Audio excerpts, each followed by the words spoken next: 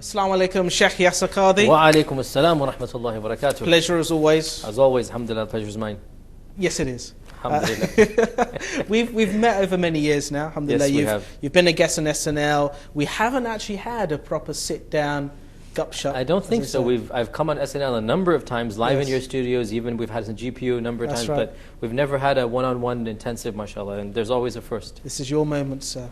It might actually be yours, but you never know. It probably will be. Mashallah, Alhamdulillah. you've got mashallah, an interesting background, a wonderful history, and you do some great works right now. Alhamdulillah, So I think it's something which we would love to share with the viewers who know you from the work you've done on Islam channel, other channels as well, the books you've written, but we'll come to that. You're currently the dean, you have been the dean of academic affairs that's the Al-Maghrib Institute. Yes. You're yes. currently the assistant professor In religious studies. at Rhodes College, At and Rhodes that's College, Memphis, Tennessee. Memphis, Tennessee is Elvis Presley town. If you ever get confused, that's where Elvis Presley Museum is. Yes. That's where Graceland is. So whenever I say Memphis, immediately, oh, Elvis Presley's town. Yes. So Is there a part of you that started to do? Mashallah, you've tell us a bit about where it all started, because you did you grow up, I believe, in the States, Houston, Texas. So I was born in Houston, Texas. My father had immigrated there back in 1963. And that was from? From Karachi. Okay. So I'm from a Pakistani/Indian background, because even before that we were from India. So my father immigrated. He did his master's, his PhD. I was born in Houston, Texas. My father got a job in Saudi Arabia teaching at King Abdulaziz University. So basically I grew up in Jeddah and also in Houston. I went to a British school actually. I did back in those days they were called O-levels. I think that these was days many years ago. That's what you did. Yes. Okay. I did GCSEs. Oh, okay. So I you did just started Okay. GCSEs. Okay, so I was the last batch of O-levels actually, because the next year they did the GCSEs. That's correct. So so that means you're basically 1 or 2 years younger than me. Okay, but you have white hair and anyway, let me not. Let me not. What is this? Knock the presenter session. Come on. Alhamdulillah, alhamdulillah. You make it up, inshallah, in wisdom and maturity, inshallah. We hope. We hope, inshallah. We hope, So inshallah. I grew up between Jeddah and Houston, and went to a British school, English curriculum. That actually was positive and negative, because what that meant was I didn't speak Arabic, even though I lived in Saudi Arabia. I grew up in this bubble of Western, The compounds. Basically, it was an Compound environments. expatriate culture. I hardly spoke any Arabic. My interaction was always with Americans, Britishers, and whatnot. And so it was just like this surreal experience. You're growing up surrounded by a community, but you don't quite interact with them. Nonetheless, overall, the environment was quite Islamic, and we go to Mecca and Medina very often. So alhamdulillah, that really gave me like a very good love of Islam and the people, even though I wasn't interested in Islamic academics at that stage. So there was an interest in Islam. Naturally, you're in a country where Islam is prevalent. You're praying regularly. Exactly. Even though you go to the British school, they stop for the prayer. You have to pray there. We had an Islamic studies class, which really wasn't quite. We all used to joke around in that class, but nonetheless, they're supposed to teach us Islamic studies in that class. I had a very interesting upbringing. I liked it. It was growing up in the 80s in Saudi Arabia. In my opinion, that was a very beautiful time to be in that country, in that expatriate bubble. So what was beautiful about growing up there in the 80s? Well, you had the best of both worlds, really. You had good deen and good dunya. Yeah. Like, living in an expatriate lifestyle, you're living above average, alhamdulillah. And there's not, we didn't have the problems of drugs and evil stuff like this. We did not have access to that in Jeddah in the 80s, I've heard things have changed there, but from my perspective, growing up, it was a very, very pure, if you like, lifestyle. And it's also a lifestyle, like I said, you had the deen and dunya. We would obviously go back to Houston every year, so I had a good contact with the States as well. I went to college, eventually ended up studying chemical engineering at the University of Houston. I graduated, alhamdulillah, with high marks from there. But it was at university where I really discovered myself, because I think everybody at university discovers themselves. That's when they become of age. And I decided that life is worth more than solving nth degree quadratic equations. There's more meaning to life than simply writing a computer program to simulate advanced polymer reactions, which is what I was doing in one project. Well, I don't know. I disagree. I think. Oh, you enjoy solving nth degree quadratic equations? I don't know what that is, but it sounds fascinating. It sounds fascinating. That's for another show. That's for another show. But for me, I felt that my life had more meaning for me more value for me than simply sitting behind a desk and punching numbers and equations. And that's when I decided that I really do want to study my religion academically. And so I went overseas to study for 10 years at the Islamic University of Medina, which I'm very proud to have studied, and I say that I do believe is one of the best places in the world to get an Islamic education. And I studied bachelor's and graduate, so I have a second bachelor's in hadith, which is the sciences of hadith, and then I have a master's degree. That was my first master. Alhamdulillah, I have 3 masters. My first master's was in theology, and then I decided to come back to the States again permanently, and I did my PhD. I'm finishing last stages of my PhD from Yale University. And so I did 2 masters at Yale, and I'm doing the PhD. And PhD is based in what? The PhD is in religious studies, and the topic is about reconciling reason and revelation in the writings of Ibn Taymiyyah, who's a great scholar of medieval Islam.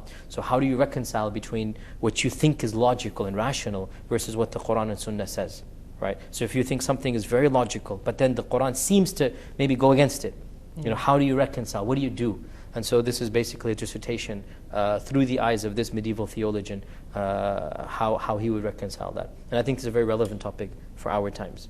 And of course, along the way, I've written a few books and gotten involved in lecturing and teaching. I'm very proud to say that I've been involved with Islam Channel since even before Islam Channel was broadcasting.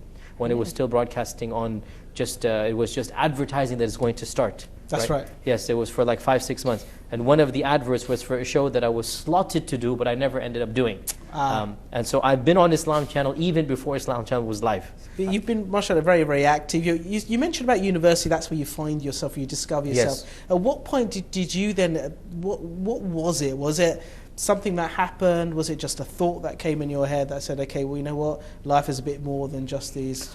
Of course, it was a gradual equations. process. I mean, a person really needs to think about... I always put it this way. In America, when you're 18, you're supposed to go to university and decide your college, your degree, your education.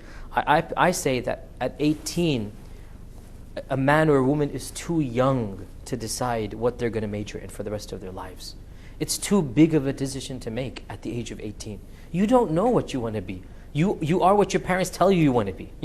You are too young to figure out, should I go into engineering, medicine, accounting, this and that. It's too big of a decision, but you're forced to make it.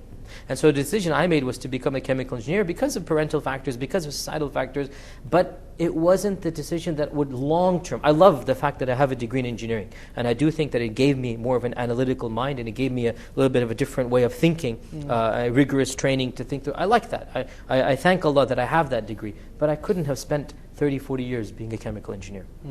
So that's where I became more active with the MSA, which is your equivalent of the ISOCs over here. And I used to give halaqat and durus and khutbahs. And I felt a passion for the academic study of the religion. I felt that people are very ignorant about what Islam is, Muslim and non-Muslim.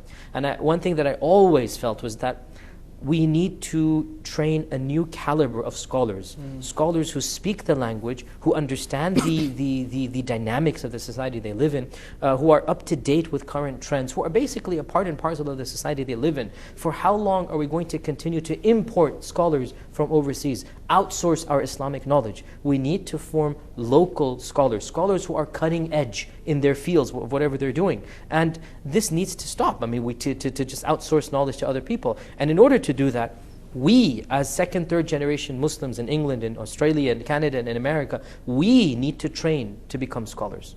We need to learn the religion properly and then come back to our communities and teach and preach in the way that they understand. Do you think there has been a renewed interest now from the youth to start exploring Islam and perhaps focus their study on Islam to become future scholars? Undoubtedly. When I first was interested in applying to University of Medina, to Al-Azhar and other universities, they used to get maybe 20 applications a year from all over 20 the country. only? Now they get 300, 400, 500 a year. I mean, it's changed dramatically. When I applied, it was an unknown thing for a Western. 1994 I applied, It was just not known for a Westerner to want, after an engineering degree, to want to go and study Islamic studies. It was just not, but these days, alhamdulillah, people are flocking to Egypt, to Syria, to Yemen, to Arabia, all over the world, and studying Islam from the sources, from great scholars, and then bringing knowledge back. And there's now this trend amongst many intelligent Muslims to go abroad overseas to study and come back. And it's a very healthy trend. Just going back to when you were applying to the universities to learn Islam, you said the Medina University. What was the criteria? What were they looking for? Because coming from a chemical engineering background, I must have thought, well, as you said, why does he want to learn about, why does he want to further studies? Because there was such a low demand from Western lands, they really were just looking for people with high school degrees to come. Yeah, because nobody wanted to go, to go to this exotic place and live at a very difficult lifestyle, because it is very difficult in its own way. You're cut off from family and friends, and very strange environment and culture, and materially it's not what you're used to in America. So it's a very different environment. So back then, the criterion was basically that you have a high school degree and you have some interest in Islam. Now, alhamdulillah, I had memorized the Quran. My father had been a bit strict in this regard, alhamdulillah. He had a Maulvi Sahab come and teach me the typical way that it goes back in the day. I didn't understand a word, but I had memorized it. And that was also, by the way, one big incentive, right? So that I really felt, to be very honest, quite ignorant. Like, I know this book, but I don't. So you had this vast knowledge, this vast information, which I couldn't digest. Which you couldn't digest. It wasn't making any sense. It's like what I mean. I even remember saying once to somebody, "Like, what's the point of being a hafiz when I don't know what I'm reciting?" And the guy was like, "Astaghfirullah, astaghfirullah, you're a hafiz. Thank Allah for that." And I thank Allah, alhamdulillah. But I'm saying, I was like why did I spend so long memorizing day after day? I don't understand a word. Just like a parrot, So it was a very deep-seated feeling. I need to overcome this, learn my religion. And alhamdulillah, as I said, one thing led to another. How did it make you feel when you started learning more about Islam, and then this information was starting now to make sense? It increased my faith in Allah subhanahu wa ta'ala. It made me at peace to be a Muslim. It made me even more confirmed in my theology, in my beliefs. It made me proud to study my heritage, to know what my religion had done, what peace comes with knowing the realities. I mean, you simply cannot taste the real sweetness of Iman until you know this book and understand it, till when it's recited to you, it settles not just in your heart but in your body and soul. It's just a different level. And the more you learn, the more you need to learn. In other words, the more you learn, the more you realize there's so much more to learn, right? It's like you see an ocean in front of you, and the deeper you go, the more you realize how big the ocean is. Now, from the people on the shore, you're like, mashallah, way out there. But you know that there's a long journey ahead. And that's the way I feel now, is that, people call me a sheikh. I don't think I'm a sheikh. I don't think I'm an alim. But they say, sheikh, you studied 10 years, how can you not be a sheikh? You know so much. But I know how little I know. I know where I really am, because you're in this middle of this ocean and you see these vast knowledges and tracks and areas that you haven't yet conquered. And you know that you cannot possibly conquer all this knowledge in a lifetime. You would need hundreds of lifetimes, right, to specialize and conquer all the fields. And Allah has blessed you with one. So you keep on plowing ahead. You keep on taking where the currents go and where you want to go on your specialization. And you ask that Allah forgives the faults and accepts whatever you have done. Alhamdulillah. Well, there are people, I'm sure, that when they're listening to you or have seen you speak, understandably are going to be inspired and thinking, I wish I had that sort of info. I wish I had that type of knowledge or that amount of knowledge. But simple question: what's preventing you? So this is the question. Now, some people feel where they are in their time of life. For younger generation, it's probably easier for them to take time out. I think that as we were growing up, families were stretched. Both parents working. It wasn't always possible just to leave and go study abroad. Not everyone had that ability. Not every family is an affluent family, right? So those people, may be thinking, look, I just don't have the ability to just pick up and leave. I have a family now. I'm working full time. Where do I, I'd love to be able to learn Arabic, for example. Some people would say, I'd like to better my recitation of Quran. Tajweed. I'd love to know more. I do the fara'id, but I'd love to be able to learn more. What would you say to someone who's thinking in that way? So A number of things can be said. Firstly, realize that our religion is not a light switch that's on and off. It's more like a knob in terms of academics. It's not that either you go all the way or you remain ignorant. There are levels of degrees. As Allah says in the Quran, وَفَوْقَ كُلِّ ذِي عِلْمٍ عَلِيمٍ. Above every single person of knowledge, there's a being of more knowledge, until there is Al-Alim, and that is Allah subhanahu wa ta'ala. Knowledge is of levels, is gradient. So a lot of people, maybe they're in their 40s, 50s, they have a family, they're thinking, oh, I can't go study in Azhar or Medina, khalas, I'll just remain where I am. Who told you have to remain where you are? Who told you have to remain at that level?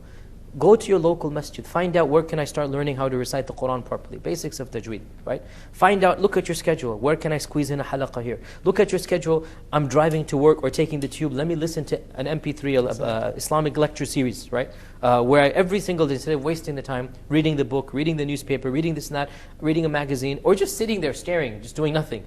Let me just take an MP3, let me just take a player, and every single day, listen to a series of lectures about theology, about tafsir, about fiqh, that will increase my knowledge. Bottom line, where there's a will, there's a way. If you want to do something, you'll do it bit by bit, you'll do it at home, you'll do it via the internet, you'll do it via MP3, you'll do it in your local masjid, you'll do it in these seminars and institutes that are coming to your local cities. Like a garment.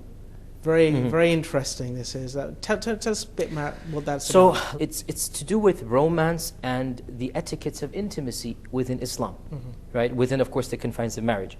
The reason why this topic came up is because as a person who is lecturing and speaking and going everywhere, one thing it struck me as a very young da'i, in my early 20s, that I'd be talking about theology, about history, but come time for Q&A, every third question is about marriage. It's like I'm talking about something to do with some basic theological controversy in 2nd century Hijrah, right? And come Q&A, Sheikh, my husband did this, Sheikh, my wife, Sheikh. And then you begin to realize, if you really want to be an active da'ah, you need to go to the level of the people. You need to teach them what's relevant to them. And there's no question that marriage is one of the biggest issues.